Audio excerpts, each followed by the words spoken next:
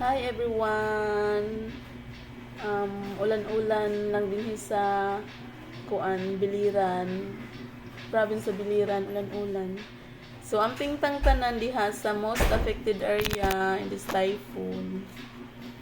So, amping kung palikason, likas, maminaw kung unsay mga bando sa inyong lugar para man sa inyo safety, di ba?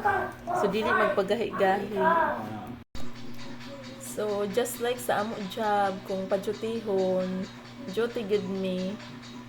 Then remember ko gani kagahapon before ni adto ko work kay teary-eyed na akong akong anak kay siguro naisip niya nga magbagyo na manggod niya kanang ingko saya nangutan ako ngano nga nag-cry ka nga muli man ko ugma siya kay wala man ka layo man ka so ginisip niya nga